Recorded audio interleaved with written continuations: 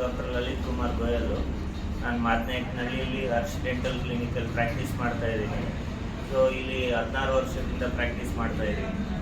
So ಈ ನಮ್ಮ Aerox ಅವರು ಇದನ್ನು 2 ಮಾತನ್ನ ಹೈಪರ್ ಸೆನ್ಸಿಟಿವಿಟಿ ಬಗ್ಗೆ ಮಾತಾಡೋಕ್ಕೆ ಅವಕಾಶ ಕೊಟ್ಟಿದ್ದಾರೆ. ಸೊ ಹೈಪರ್ ಸೆನ್ಸಿಟಿವಿಟಿ ಅಂದರೆ ಇವಾಗ ಅಲ್ಲಲ್ಲಿ ಏನೇ ನೀವು ತಿಂದಾಗ ಏನೇ ಕುಡಿದಾಗ ನಿಮಗೆ ಜೋಂಗಟ್ಟ ಥರ ಅನಿಸೋದು, ಅದನ್ನು ನಾವು ನಮ್ಮ ಭಾಷೆಯಲ್ಲಿ ಹೈಪರ್ ಸೆನ್ಸಿಟಿವಿಟಿ ಅಂತೀವಿ. ಇವಾಗ ನಿಮ್ಗೆ ಇದ್ರ ಬಗ್ಗೆ ಅರ್ಥ ಮಾಡಿಸ್ಬೇಕಂದ್ರೆ ಹಲ್ಲು 3 ಭಾಗ ಇರುತ್ತೆ. ಮೇಲ್ಗಡೆ ಗಟ್ಟಿ ಭಾಗ, ಮಧ್ಯ ತೆಳು ಭಾಗ, ಒಳಗಡೆ ನರ.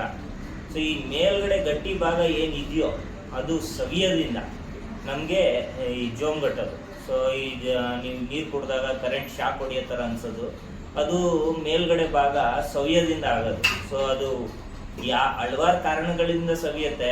ಒಂದು ನಾವು ನೀಟಾಗಿ ಉಜ್ಜದೇ ಇರೋದ್ರಿಂದ, ಅಥವಾ ಹಲ್ ಮೇಲೆ ಗಲೀಜು ಕೂರೋದ್ರಿಂದ, ಅಥವಾ ನಾವು ಈ ಉಳ್ಕಲಾಗೋದ್ರಿಂದ. ಸೊ ಈ ಹಲವಾರು ಕಾರಣಗಳಿಂದ ಹಲ್ಲು ಸವಿಯೋ ಚಾನ್ಸಸ್ ಇರುತ್ತೆ, ಆ ಮೇಲ್ಗಡೆ ಭಾಗ ಸವಿಯೋ ಚಾನ್ಸಸ್ ಇರುತ್ತೆ. ಅದು ಸವಿಯೋದ್ರಿಂದನೇ ನಮಗೆ ಆ ಜೋಂಗಟ್ಟೋದು ಅಥವಾ ಎಲೆಕ್ಟ್ರಿಕ್ ಶಾಕ್ ಹೊಡೆಯೋ ಥರ ಅನಿಸುತ್ತೆ.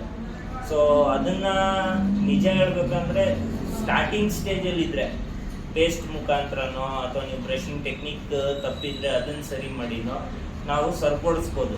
ಲೈಕ್ ಇವಾಗ ಈ ನೈಟ್ರಾ ಟೂತ್ ಪೇಸ್ಟ್ ಇದೆ, ಸೊ ಆ ಪೇಸ್ಟ್ಗಳು ಹಚ್ಚಿ ನಾವು ಅದನ್ನು ಸರಿ ಮಾಡ್ಬೋದು. ಬಟ್ ಅದೇ ನೀವು ಜಾಸ್ತಿ ನೀವು ಬ್ರಷಿಂಗ್ ಟೆಕ್ನಿಕ್ನ ಸರಿ ಮಾಡದೆ ಹೋದರೆ ಸೊ ಅದು ನಿಮಗೆ ಬರ್ತಾ ಪ್ರಾಬ್ಲಮ್ನ ಜಾಸ್ತಿ ಮಾಡುತ್ತೆ. ಸೊ ನೀವು ಎಷ್ಟು ಹಲ್ ಕಟ್ ಆಗುತ್ತೋ, ಎಷ್ಟು ನಿಮ್ಮದು 2ನೇ ಲೇಯರ್ ಹಾಳಾಗುತ್ತೋ ಅಷ್ಟೇ ಟ್ರೀಟ್ಮೆಂಟ್ ಚೇಂಜ್ ಆಗ್ತಾ ಹೋಗುತ್ತೆ. ಸೊ ಲೈಕ್ ಹುಡುಕಲ್ಲಿದ್ದರೆ ಅದಕ್ಕೆ ತಕ್ಕನಂಗೆ ನೀವು ಫಿಲ್ಲಿಂಗ್ ಮಾಡಿಸ್ಬೋದು. ಸ್ಟಾರ್ಟಿಂಗ್ ಸ್ಟೇಜಲ್ಲಿ ಬಂದರೆ ಅದೇ ಹುಡುಕಲ್ಲು ನರಕ್ಕೆ ಹೆಚ್ಚಾಯಿತು ಅಥವಾ 3ನೇ ಭಾಗಕ್ಕೆ ಹೋದರೆ ನೀವು ರೂಟ್ ಕೆನಾಲ್ ಹೊರಟೋಗುತ್ತೆ.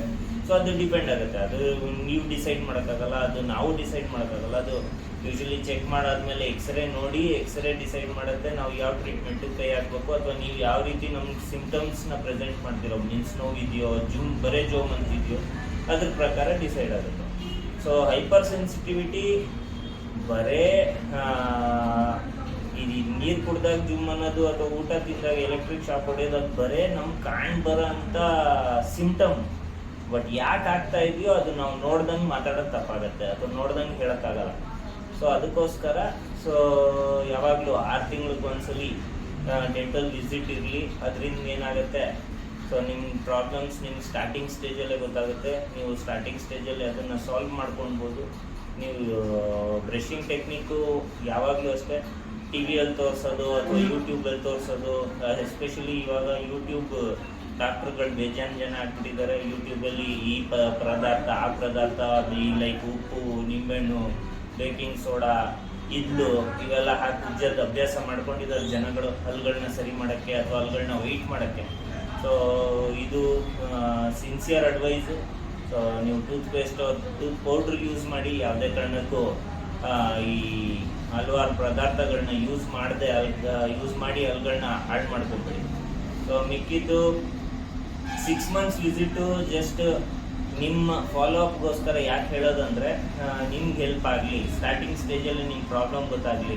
ಸೊ ನಾಳೆ ದಿವಸ ನೀವು ಜಾಸ್ತಿ ಮಾಡ್ಕೊಂಡು ಬರೋಕ್ಕಿಂತ ಮುಂಚೆನೇ ಪ್ರಾಬ್ಲಮ್ ಸಾಲ್ವ್ ಆಗಲಿ. ಒಂದು ಬ್ರಷಿಂಗ್ ಟೆಕ್ನಿಕ್ಕು, ಮತ್ತು ಈ ಅನ್ವಾಂಟೆಡ್ ಪ್ರಾಡಕ್ಟ್ಸ್ನ ಯೂಸ್ ಮಾಡದೇ ಇರೋದು, ಆಮೇಲೆ ರೆಗ್ಯುಲರ್ 6 ಮಂತ್ಸ್ ವಿಸಿಟ್. ಆಮೇಲೆ ಬ್ರಷಿಂಗು ಟೈಮಿಂಗು ಇಂಪಾರ್ಟೆಂಟು. ರಾತ್ರಿ ಮಲ್ಗೋ ಮುಂಚೆ ಬೇಕೇ ಬೇಕು. ಅದು ರಾತ್ರಿ ಮಲ್ಗೋ ಮುಂಚೆ ನೀವು ಹಲ್ಲು ಬ್ರಷಿಂಗ್ ಮಾಡೋದ್ರಿಂದ ನೀವು ಪೂರ್ತಿ ದಿನ ತಿಂದಿರೋದು ಊಟ, ಅನ್ನ ಪದಾರ್ಥ ಅಥವಾ ತಿಂದಿರೋ ಪದಾರ್ಥಗಳನ್ನ ತೆಗೆದು ಬಿಡ್ತೀರ. ಅದನ್ನು ಬಿಡೋದ್ರಿಂದ ಏನಾಗುತ್ತೆ, ರಾತ್ರಿನೇ ನಿಮ್ಮ ಬಾಯಿ ಕ್ಲೋಸ್ ಇರೋದ್ರಿಂದ ತಿಂದಿರೋ ಪದಾರ್ಥಗಳು ಅಲ್ಲಲ್ಲಿ ಸೇರಿ ಹೊಸಡಲ್ಲಿ ಇನ್ಫೆಕ್ಷನ್ನು, ಉಳ್ಕಲ್ಲು, ಇವೆಲ್ಲ ಚಾನ್ಸಸ್ ಜಾಸ್ತಿ ಆಗ್ಬಿಡುತ್ತೆ. ಸೊ ರಾತ್ರಿ ಮಲ್ಗೋ ಮುಂಚೆ ಬ್ರಷ್ ಮಾಡೋದು ತುಂಬ ಇಂಪಾರ್ಟೆಂಟು. ಒಂದ್ಸಲಿ ನೀವು ರಾತ್ರಿ ಬ್ರಷ್ ಮಾಡಿ ಮಲಗಿದ್ದೀರಾ ಅಂದರೆ ನಿಮಗೆ ಬೆಳಗ್ಗೆ ಇನ್ನೊಂದ್ಸಲಿ ಹಲ್ಲುಜ್ಜೋ ಅವಶ್ಯಕತೆ ಇಲ್ಲ. ಬೆಳಗ್ಗೆ ನೀವು ಬಾಯಿ ಮುಕ್ಕಳಿಸಿ ನಾಷ್ಟ ಆಗಾದ್ಮೇಲೆ ಹಲ್ಲುಜ್ಜಿ. ಸೊ ಅದರಿಂದ ಏನಾಗುತ್ತೆ, ನಿಮ್ಮ ಹಲ್ ಮೇಲೆ ಕೂರೋ ಗಲೀಜು ನೀವು ಬೆಳಗ್ಗೆ ತಿಂದಿರೋದು ಕೂಡ ತೆಗೆದು ಬಿಡ್ತೀರ.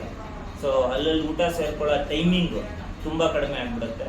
ನೀವು ಬೆಳಗ್ಗೆ ಹಲ್ಲು ಉಜ್ಜಿದಾಗ 24 ಅವರ್ಸ್ ಸೇರೋ ಊಟ ನೀವು ಬರೀ 6 ಅವರ್ ಕೀಳಿಸ್ಬಿಡ್ತೀರಾ. ನೀವು ನಾಷ್ಟ ಆಗಾದ್ಮೇಲೆ ಮತ್ತು ರಾತ್ರಿ ಮಲ್ಗೋ ಮುಂಚೆ ಹಲ್ಲು ಉಜ್ಜೋ ಅಭ್ಯಾಸ ಮಾಡಿಕೊಂಡ್ರೆ. ಸೊ ಮಿಕ್ಕಿದ್ದು ನೀವು ರೆಗ್ಯುಲರ್ ಫಾಲೋ ಅಪ್ ಇದ್ದಾಗ ನಿಮಗೆ ನಾವು ಗೈಡ್ ಮಾಡೋಕ್ಕಾಗತ್ತೆ. ಇದಂತೂ ದೊಡ್ಡವ್ರದ್ದಾಯಿತು. ಚಿಕ್ಕವ್ರದ್ದು ನಾನು ಅದೇ ಸಜೆಸ್ಟ್ ಮಾಡ್ತೀನಿ, ಚಿಕ್ಕ ಮಕ್ಳಿಗೆ 6 ವರ್ಷದಿಂದ 13 ವರ್ಷವರೆಗೂ, ಅಟ್ಲೀಸ್ಟ್ 6 ವರ್ಷದಿಂದ 13 ವರ್ಷವರೆಗೂ 6 ಮಂತ್ಸ್ ಫಾಲೋ ಅಪ್ ಇರಲಿ. ಯಾಕಂದರೆ ಹಾಲಿನಲ್ಲಿ ಬೀಳೋ ವಹಿಸೋದು, ಹಾಲಿನಲ್ಲಿ ಬಿದ್ದಾಗ ಪರ್ಮನೆಂಟಲ್ಲಿ ಹುಟ್ಟೋದು, ಪರ್ಮನೆಂಟಲ್ಲಿ ಪೊಸಿಷನಿಂಗು ಅವೆಲ್ಲ ತುಂಬ ಇಂಪಾರ್ಟೆಂಟು.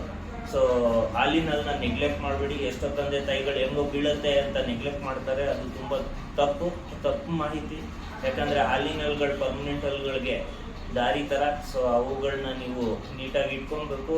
ಆಮೇಲೆ ಉಳ್ಕಲ್ ಹಾಲಿನಲ್ಲಿ ಆಗಿದೆ ಅಂತ ನಾವು ನೆಗ್ಲೆಕ್ಟ್ ಮಾಡ್ಬೋದು, ಇಲ್ಲ ಅನ್ನಲ್ಲ. ಬಟ್ ಅದನ್ನು ನೀವು ಎಷ್ಟು ಕಾಪಾಡ್ಕೊಳ್ಳೋದು ಒಳ್ಳೆಯದು. ಅದರಿಂದ ನಿಮ್ಮ ಪರ್ಮನೆಂಟ್ ಹಲ್ಗಳಿಗೆ ಒಳ್ಳೆ ಪೊಸಿಷನಿಂಗು, ನಾಳೆ ದಿವಸ ಆರ್ಥೋ ಟ್ರೀಟ್ಮೆಂಟು ಕ್ಲಿಕ್ ಹಾಕ್ಸೋದು ತಪ್ಪತ್ತೆ ನೀವು ಹಾಲಿನ ಹಲ್ಗಳನ್ನ ನೀಟಾಗಿ ಮೇಂಟೈನ್ ಮಾಡೋದ್ರಿಂದ. ಮತ್ತು ಅದೇ ಥರ ಮಕ್ಳಿಗೂ ಅಷ್ಟೇ ತಂದೆ ತಾಯಿ ಹಲ್ಲು ಉಜ್ಜಿಸ್ಬೇಕು. ಅವ್ರು 13 ವರ್ಷ ವಯಸ್ಸಾಗೋವರೆಗೂ ಬಾಯಲ್ಲಿ ಒಂದು ಹಲ್ಲು ಕಾಣದಿಂದ ಹಿಡಿದು ಅವ್ರಿಗೆ ಪರ್ಮನೆಂಟ್ ಹಲ್ಲು ಹುಟ್ಟೋವರೆಗೂ ಇದು ತಂದೆ ತಾಯಿ ಜವಾಬ್ದಾರಿ ಇರುತ್ತೆ. ಹಲ್ಲನ್ನ ಉಜ್ಜಿಸಿ ಕ್ಲೀನಾಗಿ ಇಟ್ಕೊಳ್ಳೋದು. ಮಕ್ಳ ಮೇಲೆ ಬಿಡಬಾರ್ದು. ಮಕ್ಳ ಕೈಗೆ ಬ್ರಷ್ ಕೊಡೋದ್ರಿಂದ ಉಳ್ಕಲಾಗೋ ಚಾನ್ಸಸ್ ಜಾಸ್ತಿ ಇರ್ತವೆ.